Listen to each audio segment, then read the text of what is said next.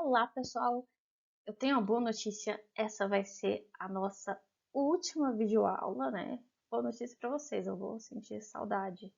Mentira, eu não tô vendo vocês, então não estou sentindo necessariamente saudade, mas vocês entenderam. Bem, depois dessa aula, a gente termina o conteúdo da disciplina, então a gente vai focar no projeto, melhor, vocês vão focar no projeto, desenvolvimento do projeto, né? E também aproveitar e revisar o conteúdo, que a gente vai ter um questionário avaliativo. Na aula anterior, a gente viu teste de usabilidade, que são aqueles testes feitos com usuários. Na aula de hoje, a gente vai ver a inspeção de usabilidade, que são as avaliações feitas por experts, ou seja, por especialistas na área.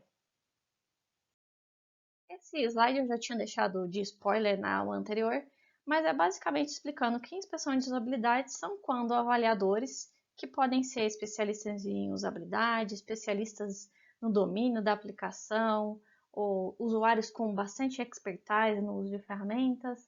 Então, quando essas pessoas são avaliadores que inspecionam a nossa aplicação, considerando aí vários aspectos, né, relacionados à usabilidade da interface. Esse trabalho de inspeção, ele visa identificar os problemas, né, além de classificar, descrever.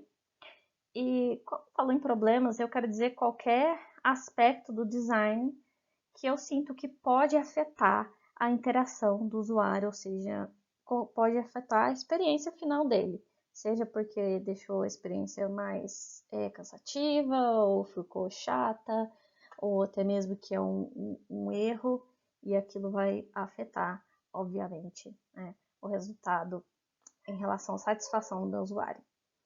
Bem, e essas inspeções, elas não são feitas, vamos dizer assim, do nada, né? Elas seguem alguns métodos, né, que dão aí um caminho que a gente deve seguir para avaliar a interface. Os 3 métodos mais famosos de avaliação por especialistas são a avaliação heurística, que é justamente o que a gente vai ver na aula de hoje, muito popular, muito simples de ser aplicada. O percurso cognitivo, já um pouco mais detalhado de ser executado e também de ser documentado, por isso não chega a ser tão usado. E a revisão de diretrizes, que é outro método também bastante utilizado, similar à avaliação heurística. Então, aprendendo o primeiro, não é difícil aprender a realizar o segundo, o último. Bem, resumindo aqui, o objetivo da inspeção de usabilidade vai ser identificar os problemas, né? E a gente quer identificar os problemas para quê? Para fazer uma interface melhor antes de ser lançada no mercado. Então, esse processo de inspeção de usabilidade não consiste só em identificar os problemas, né? Para falar, é muito bom, muito ruim. Não tem nada a ver com isso. Esse processo consiste em identificar para melhorar, para fazer um redesign, para solucionar aqueles problemas que eu encontrei. E claro, né, o mundo não é ideal, eu não vou conseguir solucionar todos os problemas que eu encontrar. Então, por isso eu vou ter que considerar graus de severidade, né, e decidir quais problemas eu devo corrigir antes de lançar um produto. E o método de inspeção que a gente vai aprender é a avaliação heurística, né? O que trata essa avaliação? Como ela funciona? Bem, ela vai ser uma inspeção de interface, e por inspeção, eu quero dizer um método que a gente vai interagindo, testando todos os elementos da interface de forma minuciosa, né? Lembre-se que são especialistas fazendo isso. E a gente vai procurar problemas e classificá-los com base em uma lista de heurísticas. Né? Que são essas heurísticas? Elas são regras de usabilidade que descrevem propriedades comuns que devem ser presentes em interfaces usáveis, né? A gente vai utilizar uma lista aí que eu vou apresentar de 10 heurísticas, né? Então não é uma lista longa e basicamente a gente vai conseguir encaixar todos os problemas em pelo menos uma heurística. Não quer dizer que um problema se enquadra sempre em uma heurística só. Não. Um problema pode ser relacionado a mais heurística, ou seja, mais regras aí de usabilidade. Bem, essa técnica vai ajudar a gente a resolver, encontrar, né, tantos problemas graves quanto problemas menores, e pode ser usada mesmo por quem não tenha muito problema, muita experiência com avaliação. Ou seja, eu posso pegar um consultor no domínio ali da aplicação, ensinar ele brevemente como que é uma avaliação heurística e ele testar essa aplicação para mim, utilizando essa técnica. Então, esse que é o legal desse tipo de avaliação. Bem, outro ponto é que para ser eficiente no sentido de encontrar a maior parte dos problemas de uma interface, eu tenho que ter essa avaliação executada por 3 a 5 pessoas, de preferência, né? O ideal é 5, mas a partir de 3 já é um bom número. Isso acontece porque diferentes pessoas encontram diferentes problemas. É natural que cada um acabe focando em alguns aspectos, né, em outros aspectos. E a junção, né, desses problemas relatados pelas diferentes pessoas vai melhorar muito, né, o que a gente vai encontrar de problema como resultado. E na prática eu posso dizer que isso é realmente verdade. As pessoas trazem listas de problemas muito diferentes.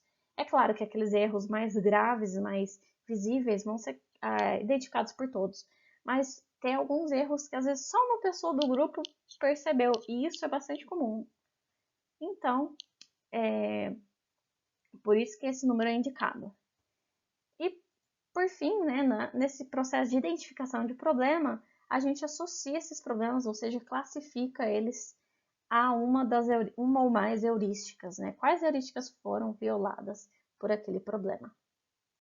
E quais são os passos de uma avaliação heurística? Bem, a gente tem só 4 passos. O primeiro, que eu chamei aqui de obter as entradas, é basicamente o planejamento da nossa avaliação. A gente vai definir quem que vai avaliar, né? Quais são os voluntários, ou o pessoal da empresa, ou da faculdade que vai fazer essa avaliação. A gente vai ter que familiarizar essas pessoas com o domínio da aplicação, então explicar sobre o que se trata aquele aplicativo, qual que é o público dele, e definir quais heurísticas que serão utilizadas. Na maioria dos casos, a gente utiliza as heurísticas de Nielsen, que são justamente as heurísticas que eu listo nesse vídeo. Né? Nielsen é tipo um dos pais aí da interação humano-computador, um cara muito importante. Jacob Nielsen, podem procurar, ele tem um website. Enfim, essa é a primeira etapa, que é o nosso planejamento. Segundo, realizar a avaliação individual.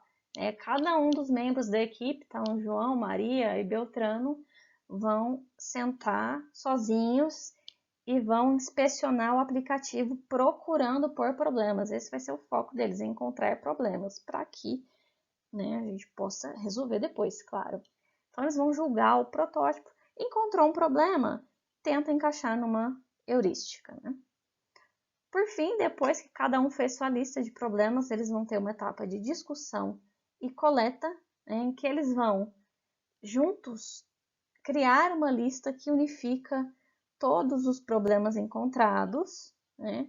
E claro que alguns vão encontrar o mesmo problema, então eles têm que unificar, deixar uma descrição única e também filtrar quais são os importantes. Podem ter coisas que o grupo não concorda que é um problema. E nessa fase de discussão, eles vão também atribuir um grau de severidade. Então, a gente tem uma escala aí de 4 níveis, na verdade são 5, porque tem o nível 0, que é o que diz que não é um problema de usabilidade, então descarta. Né? Então, a gente tem esses 4 níveis que vão dizer o quão grave é o problema e o quão urgente deve ser a sua correção. Em alguns casos, a gente vai deixar para lá, acaba que nunca vai corrigir, né, pensando no meio de empresa, e outros a gente tem obrigação de corrigir para que aquilo seja lançado de forma minimamente satisfatória. Essa é a nossa lista de 10 heurísticas que a gente vai utilizar para classificar os problemas, e eu vou descrever cada uma delas nos próximos slides com exemplos. Então, primeira heurística 1, visibilidade do estado do sistema. Quem nunca foi copiar um arquivo muito grande do Windows ou verificar o tamanho de uma pasta, deletar uma pasta muito grande e aí ficou com aquela barrinha de progresso que dá a impressão que nunca vai acabar, né? Sem um feedback real. Bem, lembrando desse exemplo, fica claro como é importante saber o que está acontecendo. Então, o que está acontecendo e qual que é o progresso, né, dessa ação que está ocorrendo. Então, até coloquei o exemplo aqui de vários downloads, a gente vê não só a porcentagem, como a velocidade que está sendo baixado, é uma informação importante, porque a gente vai saber se a gente pode desligar uma máquina logo, né, ou a gente vai ter que deixar aquilo esperando. Então, essa informação é importante para o usuário, ainda mais se é uma operação que impede ele de prosseguir. Então, fiquem atentos. Outro exemplo aqui, antes que eu me esqueça, é mostrar numa lista de música em qual, né, que ele está, uma lista de vídeo ou de músicas, né, em qual que ele está, quais são as próximas, quais foram as anteriores. Isso também trata da visibilidade do status do sistema. 2. Correspondência entre o sistema e o mundo real. Bem, a gente sabe que o quanto mais diferente uma aplicação for do mundo real, mais difícil vai ser a gente aprender. Então a gente tem que se aproveitar dessas metáforas para realizar a implementação do sistema. Então, se a gente identificar, poxa, aquilo está muito diferente do sistema, a gente poderia usar algo similar, por exemplo, pense em um relógio, né? Eu poderia pedir para a gente adicionar as horas digitando, né, no celular. Mas não, a gente tem opções mais simples, como essa aqui, né, do relógio clássico analógico, ou também temos aquela opção que a gente escolhe o horário em uma lista pré-determinada, né? A gente digitar a hora não é próxima ao que a gente tem em representações de hora no mundo real. Outros exemplos, ferramentas aqui, né, de Photoshop, elas tentam aproximar essas ferramentas de edição de imagem a ferramentas de edição de imagem do mundo real, né? Então, conta-gotas, o pincel, o lápis, a borracha, o carimbo. Imagine se o Photoshop decidisse criar seus próprios símbolos que não fossem nada baseados no mundo real, como que não seria, né? Seria caótico. Então, sempre procurem, quando estiverem desenvolvendo uma interface ou avaliando a interface, pensar se aquele elemento que vocês estão usando poderia ser melhorado para utilizar algo próximo do que a gente tem, né, no mundo real. Uma analogia, uma metáfora, enfim, coisas desse tipo. 3. Controle e liberdade do usuário. Bem, às vezes eu vou gerar a aula para vocês, né? Principalmente as aulas que possuem alguma programação, algum código no meio, elas demoram muito a ser geradas. Imagina se eu coloco para gerar ali uma aula que tem aproximadamente 1 hora e aí eu percebo que eu errei alguma coisa e não tem como cancelar, eu tenho que esperar aquela aula ser gerada até o final. Bem, na verdade, meu computador nem vai aguentar gerar essa aula de 1 hora de uma vez só.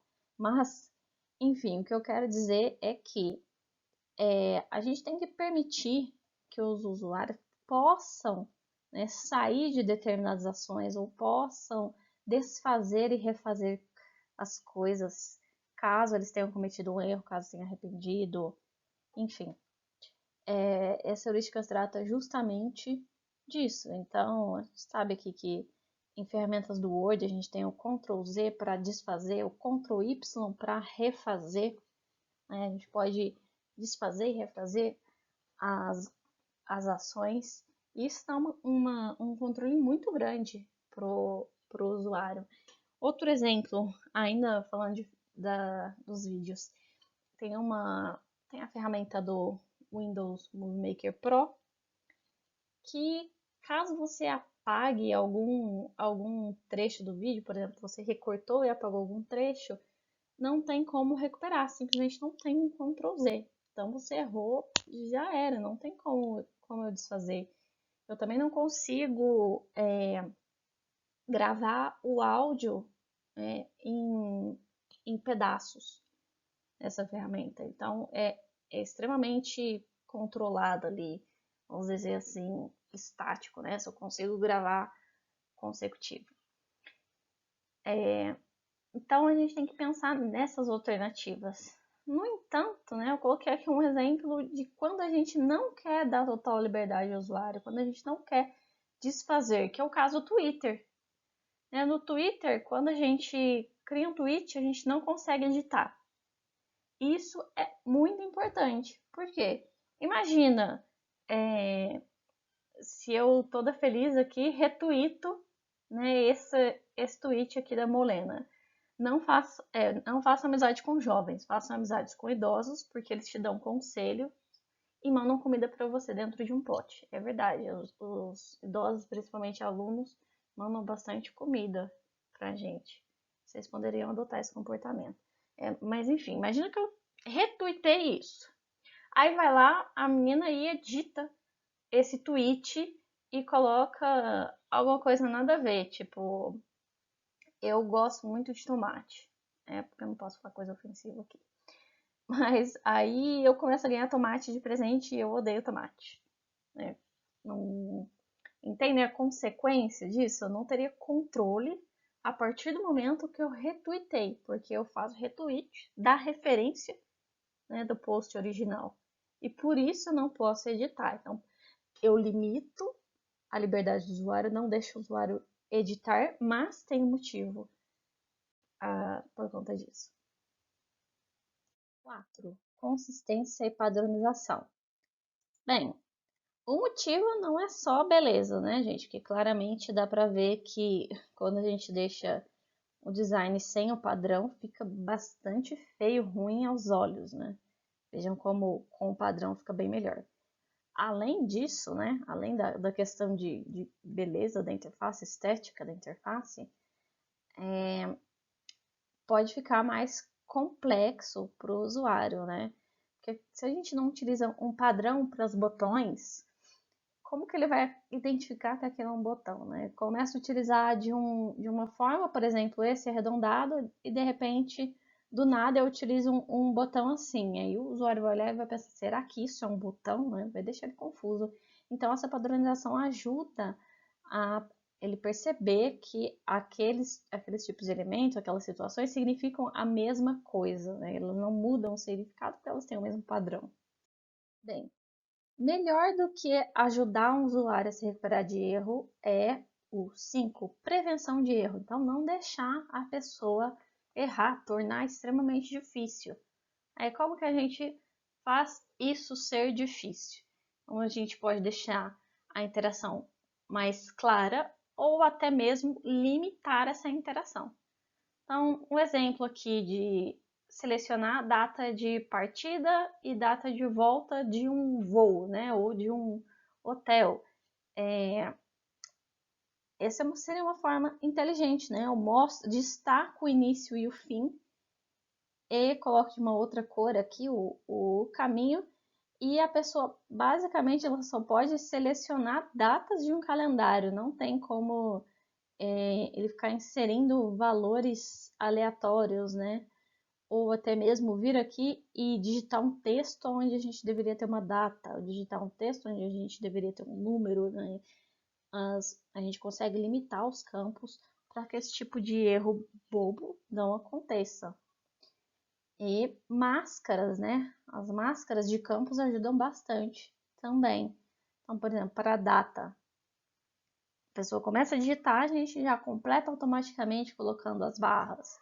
Mesma coisa para um CPF, data e hora, telefones, né?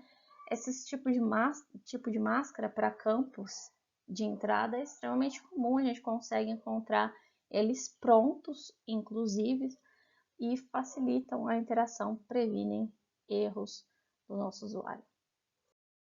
Reconhecimento em vez de memorização. E aqui a gente trata em ajudar o usuário a lembrar o que ele fez ou até mesmo lembrar o que ele vai fazer. Então, até coloquei o exemplo aqui dos breadcrumbs, né, que mostra o caminho que o usuário percorreu ou vai percorrer. E aqui as dicas de busca. Até muitas vezes a gente não sabe como escrever determinada palavra, né, principalmente se for em inglês, a gente começa a digitar. Quando a gente tem essa dica de busca, ajuda bastante, acelera bastante a nossa interação.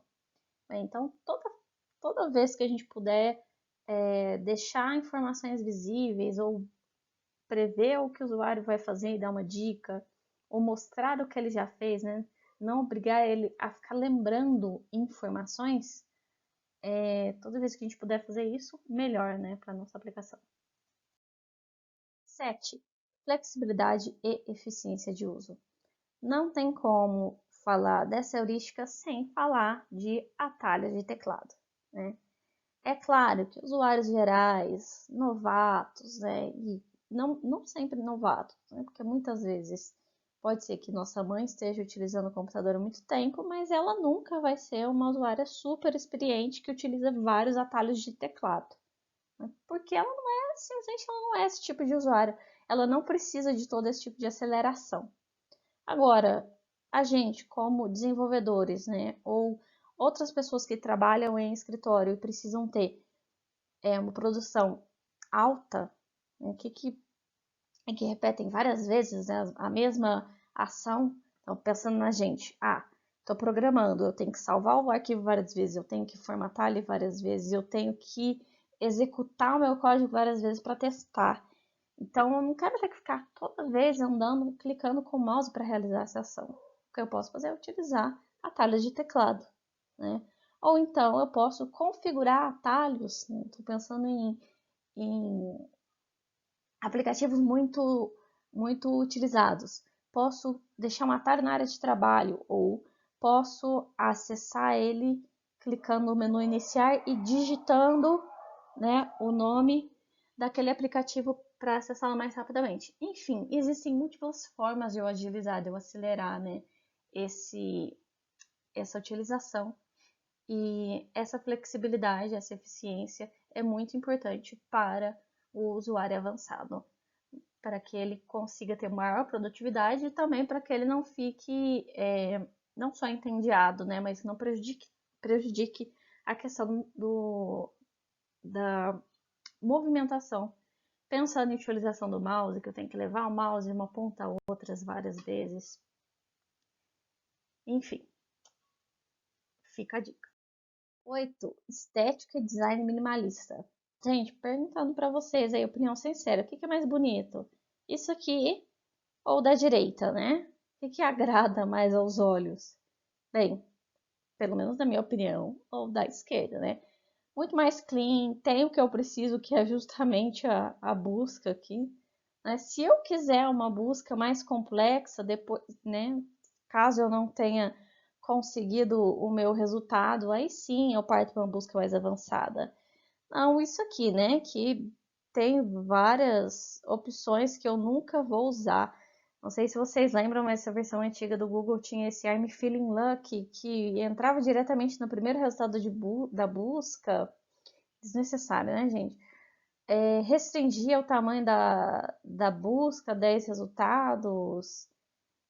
Tinha esse mundo de propaganda aqui sobre o Google, mas tá tudo bem. Foi a primeira versão deles, não tinha passado, né? Não tinha usuários ainda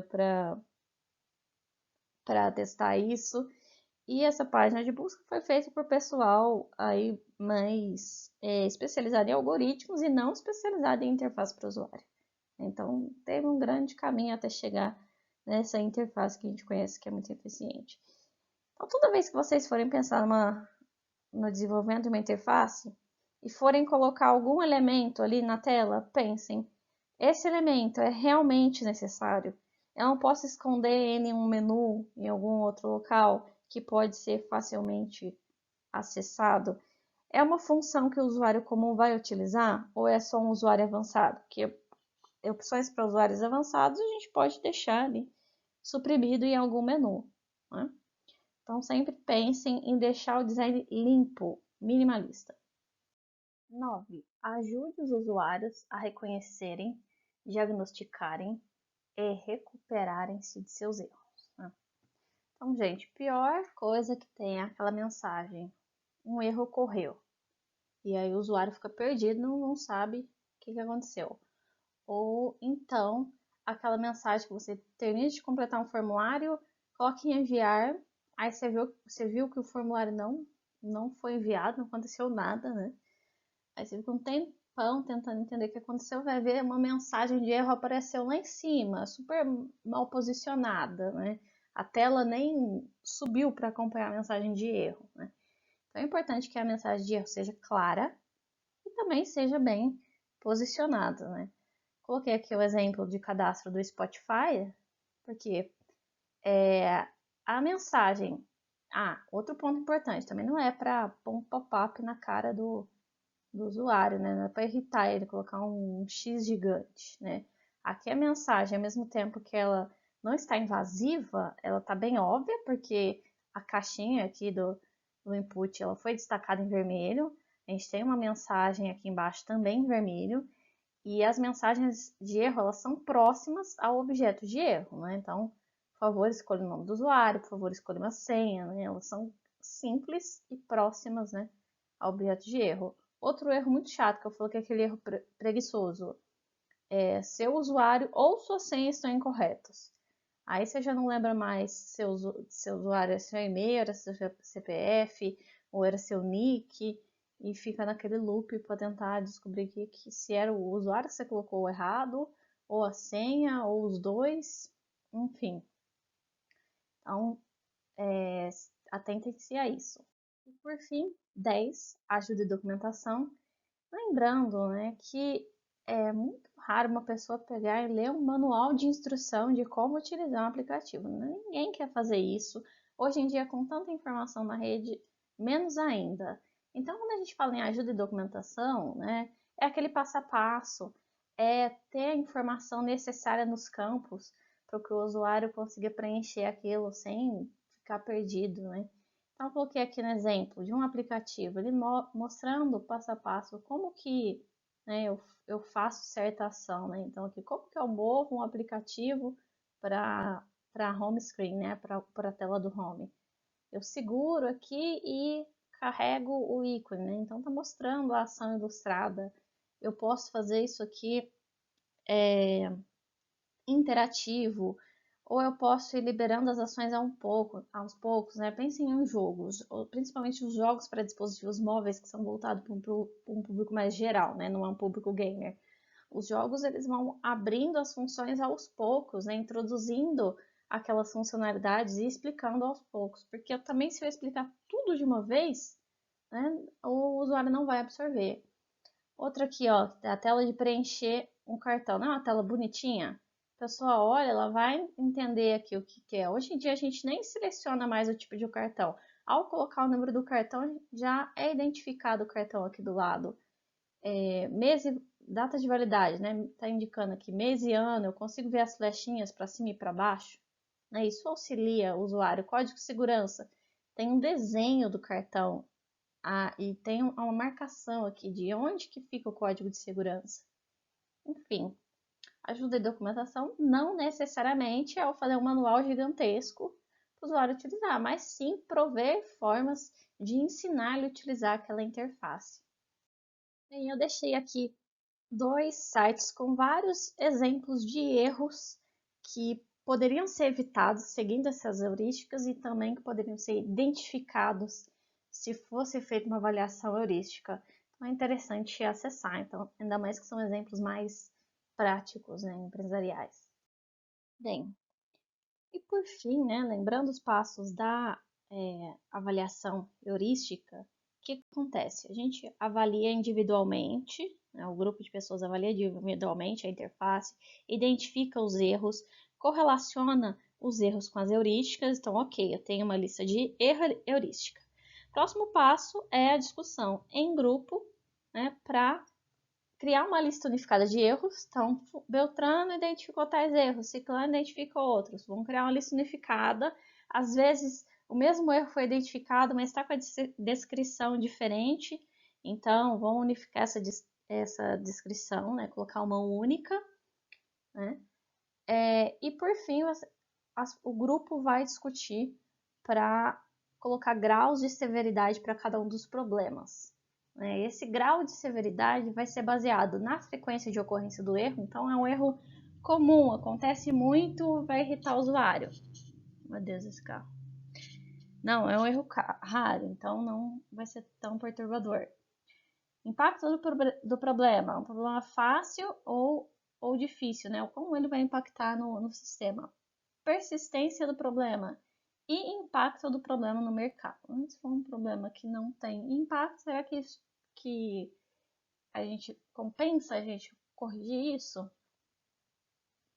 Então, considerando todas essas variáveis, a gente tem 5 graus de severidade, de 0 a 4, sendo que o 0 não concordo que isso é um problema de usabilidade, ou seja, a gente identificou que tem um problema, João lá, viu? Mas a Ana não concorda, né? O resto do grupo não concorda que isso é um problema de usabilidade. Então tá listado, né? Mas não é um problema. Problema cosmético, né? Então, geralmente é problema mais estético, um problema que acontece muito raramente. Então, esse é um problema que a correção pode ser feita quando houver tempo. Um problema menor, então, trata-se de um problema. Esse problema afeta a interação, porém ele não é tão importante, não afeta muito essa interação. Problema grave, então, é um problema, atrapalha a interação e precisa ser corrigido o mais breve possível. E tem o 4, que é o catástrofe de usabilidade, que é a correção imperativa. Se eu não corrigir isso aqui, o problema meu aplicativo vai ser um desastre, né? Meu aplicativo, minha aplicação, de forma geral, não é possível lançar essa aplicação sem corrigir esse problema, né? Pois ele é uma catástrofe. Então, cuidado quando utilizar esse grau de severidade. Vai que no futuro vocês participem de um grupo, né, dentro da empresa que vai realizar uma avaliação heurística. Um problema de catástrofe realmente, você está dizendo, não tem como ele funcionar, entrar no mercado com isso. Não que um problema grave também não deve ser considerado, pode estragar completamente a interação do usuário. E esses valores eles vão ser atribuídos só depois que eu tiver a lista unificada dos problemas, como comentei. E aí, o que a gente vai ter ao final?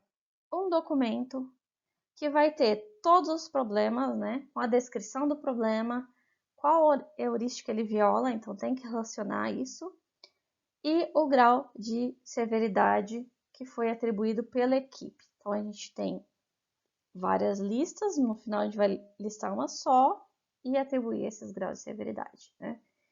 E uma avaliação bem feita com avaliadores experientes, né, de uma aplicação minimamente complexa que tem várias funcionalidades, é comum encontrar 10 ou mais problemas e tá tudo bem, boa parte desses problemas não serão tão graves, né? Ainda mais se for um sistema que já tem funções mais ou menos conhecidas no mercado. Mas se a gente encontrar bem menos que isso, é suspeito, né? Pode indicar que a avaliação não foi tão bem feita. Então, quando a gente faz a avaliação heurística, a gente não quer provar que a gente tem um sistema ótimo, ainda mais se está em uma primeira versão. Não. Quando a gente faz a avaliação heurística, a gente quer encontrar problema para corrigir, para lançar uma versão que aí sim vai chegar em um momento ótimo, né? Mas entendam, se nem o Facebook, que é um grande website, né? Tem um aplicativo super popular, é livre de problemas, imagina um aplicativo que a gente desenvolveu ali em uma primeira versão. Então é isso, pessoal. Eu vou deixar alguns outros vídeos de referência e até a próxima aula.